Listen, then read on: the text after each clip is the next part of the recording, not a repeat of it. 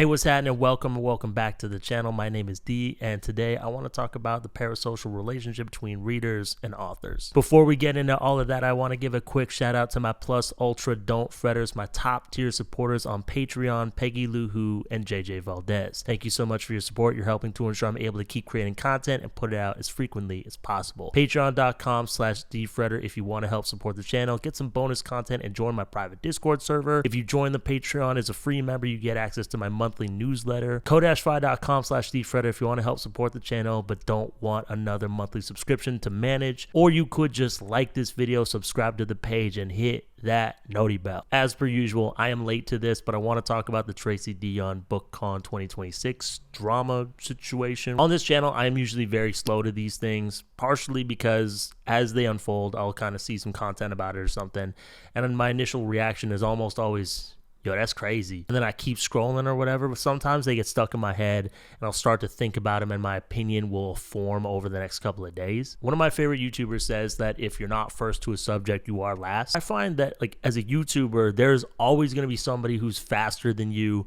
and everybody's like rushing to get their takes out, get their opinions out, and the takes get more and more and more salacious. I think the term is like takeflation or something, but you know me, I'm just a chill guy, you know, doing chill guy things, like slipping into existential dread over the state of the world, crying about my lack of career prospects, wondering why none of my friends check in on me when I post sad memes on my Instagram story. So, Tracy Deonn and the BookCon 2026 drama. I might be the only person who never heard of BookCon before, which is funny because I was a booktuber for like 2 years. But if you're like me and you don't know what BookCon is, it is a fan convention that runs for 2 days in April in New York City. It started in 2014, and then, you know, in 2020 it was like a virtual thing, and then they stopped doing it in 2021. In 2025 they announced that they're bringing it back for 2026. So this year, 2026, BookCon ran for April like 18th and 19th. Based on like pictures and clips that I saw, looks like people were excited to be back. You know, it looked like it was a really good time. I'd love to go to a convention at some point. You know, it seems like a good time. Although apparently not everybody had a good time at BookCon this year. The original video that sparked this controversy has been deleted by its creator, who goes by readsbysameera. Posted a video with text on the screen that said, "Cried at BookCon after having the rudest interaction with your favorite author," and it's like her and her friend flipping off the camera. And then somebody in the comments was like, "Who was it? Say the name." And then Sameera posts this clip of her having an interaction with Tracy Deonn, author of the Legendborn series. And then the clip is like one of the most normal clips I've ever seen. You know what I mean? Like, originally when I saw this, I was like, How did this start a book talk drama? There's like nothing here, bro. Like, if this is one of the rudest interactions you've ever had, you know some very polite people, you know what I mean? And then the internet was really chill and really cool about it. No, I'm just kidding. That'd be so nice. This clip is so short and there's like no context provided. Everyone's kind of like filling in the blanks, creating their own stories and kind of projecting onto the clip, if that makes sense. And this is a hyperbolic thing to say, but I kind of feel like we're hooked on drama. We're addicted to outrage. We're looking for something to be mad about. You know what I mean? It seems like a lot of folks use these moments to vent out anger they have about something else, whether it's the state of the world or their personal lives, things that they can't control. They let out their anger onto these moments or onto the people involved in these moments to make themselves feel better. And other folks, I think, just use this as a moment to feel like justified to say some racist shit. Now, in the clip, Sameera is clearly nervous and excited to talk to Tracy Deonn.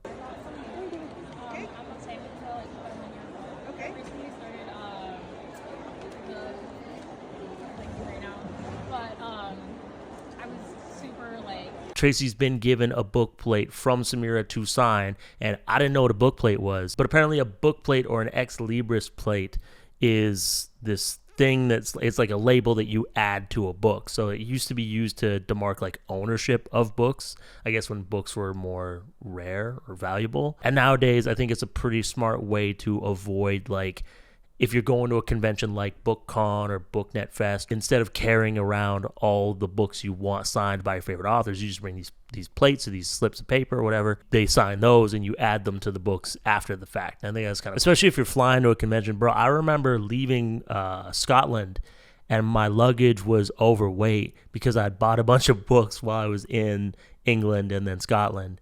So yeah, it's smart is all I'm trying to say. All these things are kind of different. Like they're custom made, like people make them themselves or they buy them on like Etsy or something like that. So folks have a bunch of different ways for these things to be signed. And I guess like you're supposed to give these things to people who are working the convention and give like clear instructions on how you want them signed if it's not like the author's own book where they know what they're doing. Maybe the instructions weren't super clear on Sameera's plate, whatever, but Sameera's book plate looks like a blank piece of paper. You can see Tracy kind of looking at it like, I don't know what I'm supposed to do with this. So as Sameera is trying to like tell Tracy how much she loves her work and how much her series means to her and stuff like that, Tracy kind of cuts in and is like, what, how do you want me to do this? Where am I supposed to sign? Is this a blank piece of paper or what's going on? To me and a lot of other people, this seems like a pretty fair question and a pretty normal interaction. But this isn't the interaction that Sameera wanted or was expecting to have. In a follow-up video, Sameera like mentions that BookCon was like one of her first events or her first event. But if you've been to a fan convention where there's like some kind of signing or something like that, you know that these things are supposed to move like pretty fast. The individual the fans are lining up to like get something signed by or do like a meet and greet or whatever, they don't have time to have like a deep, meaningful chit chat with everybody who's coming through. And even if they did, it would be so much emotional labor to have like 100 of those conversations at one event. So Sameera takes her frustration, her disappointment, and her hurt feelings to the last place you should take an unprocessed feeling: social media. Controversy sparked, and now the flames are starting to spread. People are getting their takes out. The takes are getting more and more salacious. There's takes on takes on takes on takes. It's a good old-fashioned working class book talk drama. People trying to cancel Tracy Deonn for being rude, ungrateful, disrespecting her readers. They're pulling her books off of their shelves. Some people going so far as to burn the books. Now, I don't think that's real. I haven't seen any videos of that. But if it is, that's an unhinged thing to do. You know what I mean? Like, I feel like at that point you were just waiting for an opportunity to burn a book because you saw, Nazis doing it and you thought, ooh, that looks like fun. I don't even like Legendborn and I wouldn't burn my copy. You know what I'm saying? Because it's on my phone. And I need my phone to text my girl. Even if I had like a hard copy, I still wouldn't do that. I think some men just want to watch the world burn, and they finally had a reason. A bunch of hate is getting sent Tracy Deonn's way. People boycotting her. Oh, she's rude. Oh, she's so ungrateful. Blah, blah, blah, blah, blah. And some folks, again, are just using this as an opportunity to be straight up racist. And even the ones who are not saying like full on slurs or like using like obviously hateful language, there's still this underlying expectation that's being expressed, this notion that black women always need to be warm and kind and strong and resilient. And I know that Sameera is also black, but that doesn't mean she's incapable of having these expectations or this bias herself. As a woman of color myself, I'm just going to tell everyone that this is internalized misogyny and racism. Like, how can you look at a fellow woman of color and tell her that she should have smiled at you and been nicer to you? As if women aren't told all the time to smile more, and black women aren't inherently viewed as being more aggressive when they're not. In Sameera's follow-up video regarding all of this, she says that she does not and will not co-sign hate towards Tracy Deonn over her experience. She talks about how she didn't intend for the middle finger to be like at Tracy Deonn. Personally, I don't really believe that, or at least I don't really get how you don't get how people would connect those dots. Like if you post like middle finger to this interaction and then post the interaction with this person, I'm assuming you're throwing a middle finger at that person. You know what I mean? But also like whatever Sameera's intentions were are irrelevant because her decisions had an impact. Like these were deliberate choices that she made and they had an effect. And just because you didn't mean for your decision to have this effect doesn't negate those effects. Whether Sameera wanted to be or not, she's like the trigger for everything that happened. And to me, being like, yo, I didn't mean like that is sort of skirting accountability, especially if you're not going to offer any words of apology or acknowledge that you made a mistake. Social media can feel small and contained, especially if you don't have a lot of followers or don't typically get a lot of views. You can think that you're just going to express the feelings you should have saved for a journal page out onto the internet, and then your like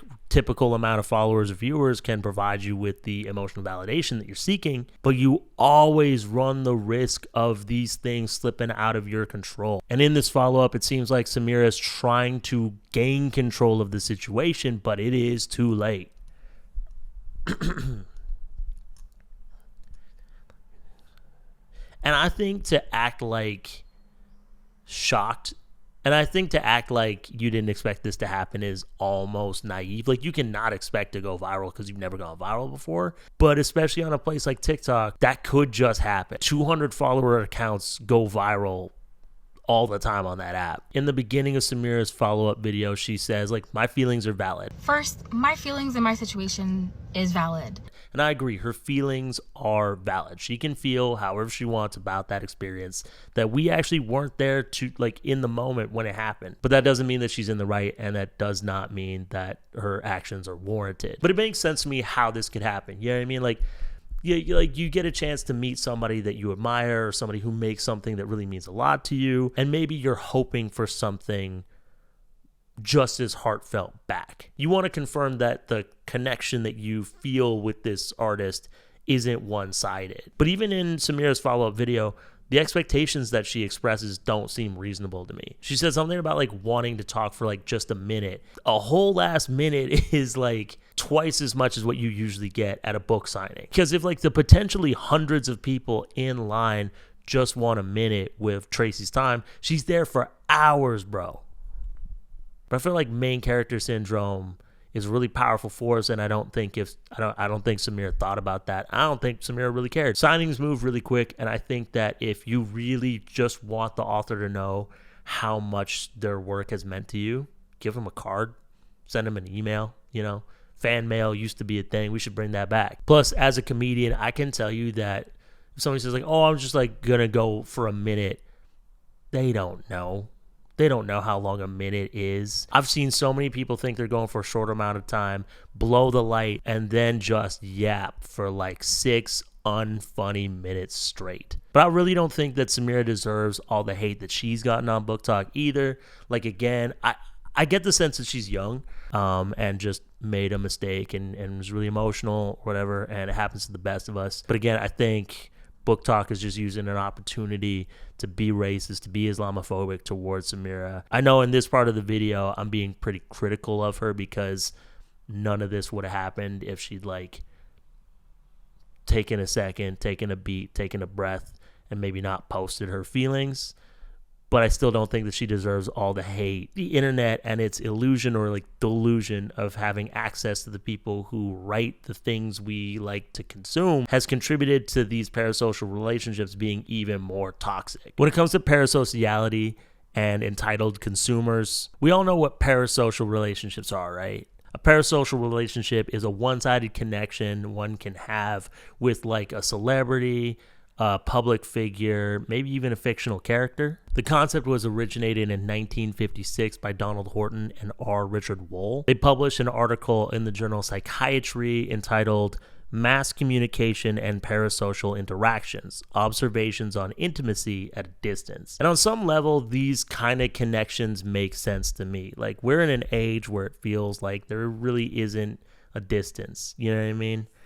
All your favorite celebrities, artists, authors, content creators are just a click away. And if you really like their stuff or it really resonates with you, it can feel like you know that person. But just because somebody creates a piece of work that makes you feel seen or understood doesn't mean that they see you or understand you, and you don't actually have the intimacy that you're feeling. These people do not know you. So in Sameera's case, I think part of what led to her feelings of disappointment in her interaction with Tracy Deonn is her parasocial attachment to her. She built up this idea in her mind of, like, what it was going to be like, you know, and reality can be cruel sometimes, although I don't think Tracy was being cruel. And I'm not saying Tracy was perfectly polite. I think that she's under a lot of pressure and was just trying to look for a moment to interject because she's got to keep the line moving. In the 10 years that I've been a user of social media, I have heard the sentiment that celebrities should always be nice to fans no matter what. That's a little all or nothing, and I wonder if we don't always agree on what nice means. You know what I mean?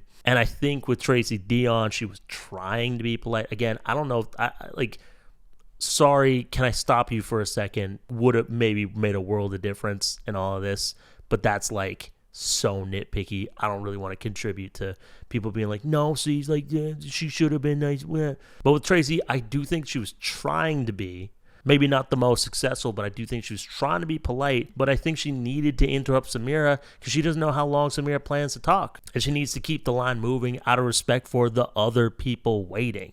You know, like Sameera says she just wanted a minute, but who knows if that was actually going to be 3 minutes. She's holding up the line for other people who maybe want to see other authors afterwards and all this other stuff. Like, I saw a TikTok from one of my internet friends responding to a comment saying that it wouldn't have hurt Tracy to be kind or whatever. And maybe if she was tired or overwhelmed, she should have just canceled the rest of the signing or something. And that's wild to me. It's wild because to me, it's like this isn't the time and this isn't the place, this isn't the context for that heartfelt conversation. So if it was really important just that Tracy knows all these things, give her a card, give her a note, whatever, give her a letter. But it feels like when you want to just have this interaction and you want to take up not just the author's time, but everybody else behind you's time, that's really entitled, man. And I feel like being like, well, it wouldn't have hurt Tracy to be kind. It's like Tracy's trying to be kind to everybody and trying to make sure that everybody gets time in and gets their stuff signed. That's an act of kindness, and that's like a big picture view. Again, hey, sorry, let me stop you there. Probably would have made a world of difference. But that's what makes this whole situation ridiculous to me is that, like, if that's all it would have taken, why did this get blown so out of proportion? So originally this video was going to be a little bit longer, and I was going to talk about a whole different situation that's in a different realm of, I guess, pop culture. But after learning some stuff, I was like, I don't know if I can stand by what I say in this recording, so I scrapped it. In this follow-up video that I talk about, I couldn't, find the original, but I did find a TikTok that kind of goes through the follow-up video, and it's really interesting. This TikToker basically points out that in Sameera's follow-up video, that's not an apology because Sameera's not sorry. She compares her interactions between two different authors, the second one being Tracy Deonn. And then the first one, is basically the same thing, but Sameera doesn't really care because she doesn't have the same parasocial attachment to the author. So when the author cuts in and is like, hey, like, what do I do here? She doesn't really care. She doesn't, she's not bothered. When it's Tracy Deonn and Tracy Deonn cuts in, she chooses to interrupt her. It's like a betrayal. It's like she's being dismissed. She's being disregarded. My name is Dr. Iman. I'm both a psychologist and an author of this book, and I have a unique take on this interaction. Before I continue, I don't want any hate going to, certainly not Tracy Deonn. I've heard she's had to cancel a few dates, and that's really sad. And I don't want it to go to this creator because her experience is her experience. I just want to highlight a very unique behavior that I'm seeing that I think all of us can learn from. I bring my book placed to the first author. She's confused. She stops me for a second. She's like, hey, how do I sign this? Do you want me to sign it in the middle? Is it multiple sheets? Do you want me to sign multiple times? And I say, of course, let me show you. She asks a couple times, she double checks with me, and she signs my papers. I tell her, hey, I really enjoyed your book. So I don't know who the first author is, but just pay attention to the language she just used. She was confused. She stopped me for a second and she asked for clarification. I'm paraphrasing now. But the language that she used is very important because it changes when she starts talking about her interaction with Tracy Deonn. Your book really resonated with me. Now, Tracy is a Black woman. I am a Black woman. Her book is about Black women and their struggle. So me saying all of that was a little bit more heartfelt than just saying, hey, I like your book. And you can see in the video that Tracy is confused about the book plates. And as I'm seeing, hey, I really resonated with your book, the character means a lot to me, is when she decides to interrupt me. And this is where I think some people are losing a little bit of that nuance. Did you catch that change in language? So it's not stopping, it's interrupting. And even though Tracy Deonn did the same thing that first author did, she's perceiving it differently. There's a huge difference between how something feels and how something really is. And I don't think that we always know the difference when we're in our feelings. I don't want to cast aspersions on this person that I do not know at all, but I just kind of don't think that I think she's trying to get control over the situation, but it's way beyond her reach now. And she's trying to do damage control without apologizing or acknowledging that like she did sort of incite all this hate that she's, you know, supposedly against. And what makes me really sad is the irony that like part of what made Sameera develop this attachment to Tracy Deonn is the fact that they're both Black women, and Tracy Deonn writes this character, I think Bree is the main character of Legendborn's name, and Sameera feels seen by this character, seen by this text, but then ends up kind of making more of the same challenges that Tracy's faced in her publishing career and that Bree faces in the story of Legendborn. Like, and these expectations for authors to kind of be like at the mercy of the desires or the whims of their fans is like entitled consumers. You know what I mean? It's like the same thing with Kay Urana. It's like you can really want a character to represent the community you're a part of. Like this character is bisexual or asexual or whatever. Or you could really want to see these two characters kiss or whatever. You can really want that. Kay Urana doesn't owe you that. Authors don't owe you that kind of thing.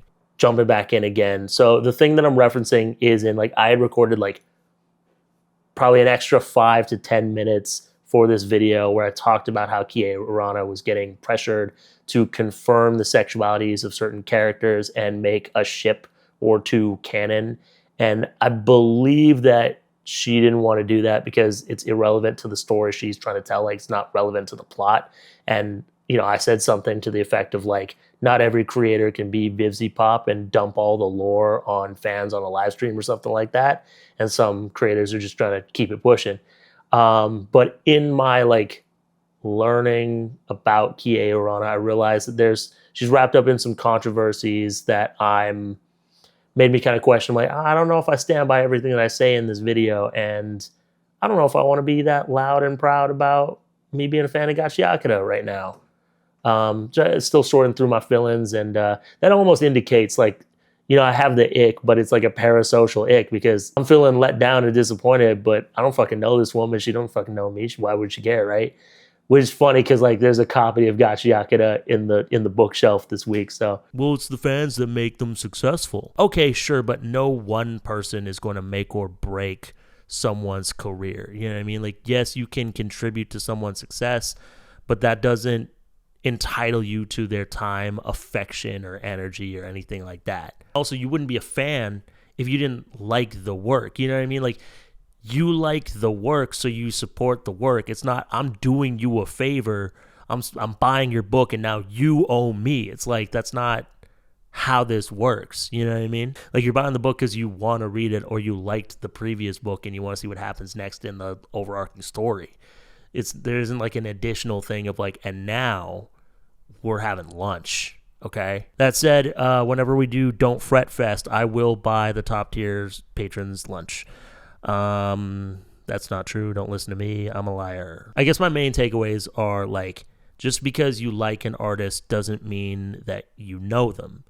It certainly doesn't mean that you have a claim on their time. Maybe before you post seeking validation, hit up the group chat, journal, because we're in an age where anything can go viral and it's going to have a bigger impact than you can control. Anyways, that's just my 2 cents on the whole situation. There's other videos that I think are a little bit more in depth, a little bit more thorough. So, you know, definitely go check those out. I'll link some of those down below.